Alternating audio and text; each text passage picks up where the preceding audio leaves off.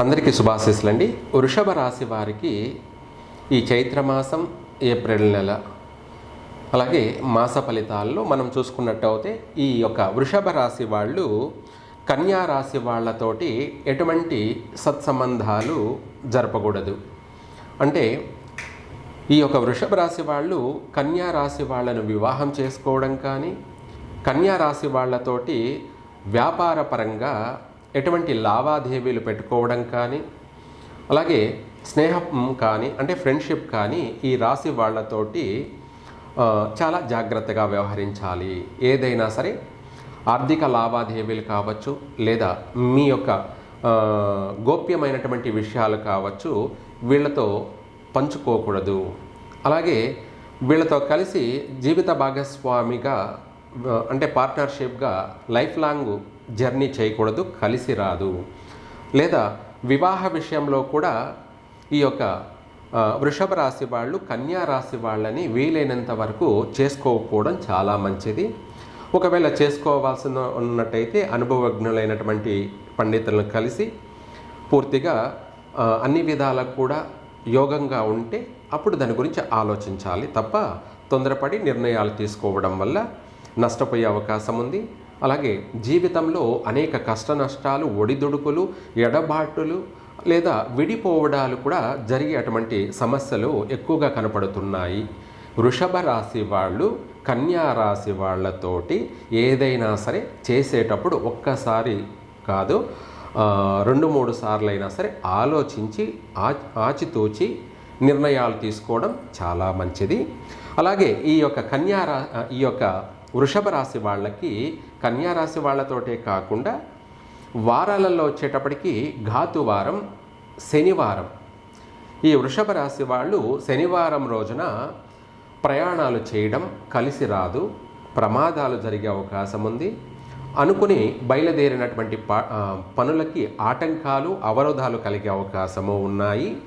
కాబట్టి ఈ యొక్క వృషభ రాశి వాళ్ళు శనివారం రోజు ముఖ్యమైనటువంటి విషయాలు అనగా నగలు కొనడం కానీ, లేదంటే వాహనాలు అసలు కొనకూడదు. మిగతా రోజుల్లో కొనవచ్చు, మిగతా వారాల్లో కొనవచ్చు, కానీ వృషభ రాశి వాళ్ళు శనివారం రోజు వాహనం కొన్నట్టయితే ప్రమాదకరము.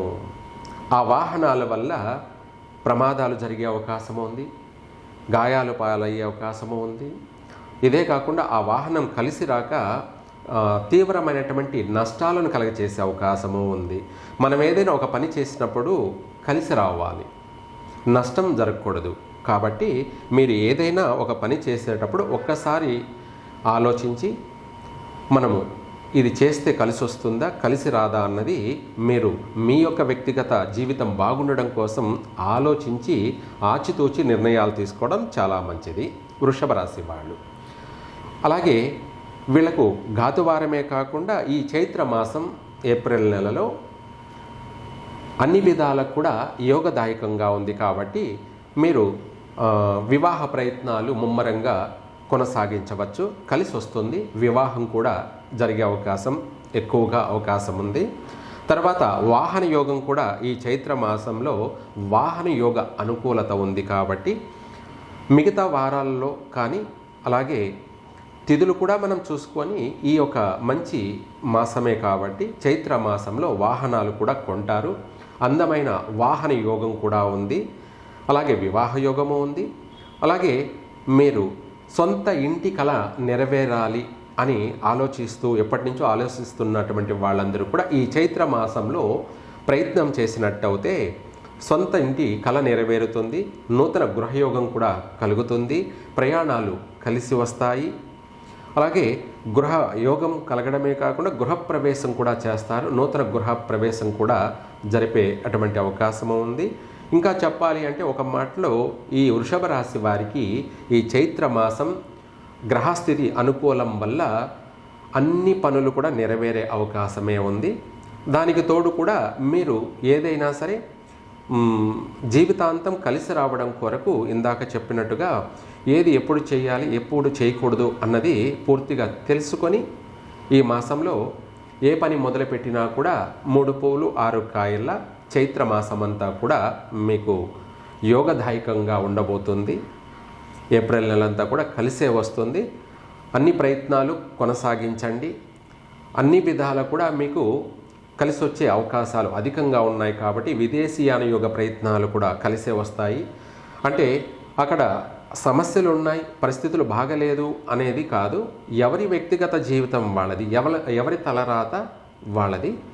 మీ ప్రయత్నం మీరు చేయండి. దైవానుగ్రహం వల్ల మీరు అనుకున్నది ఈ మాసంలో నెరవేరుతుంది. సర్వే జన సుఖినో భవంతు.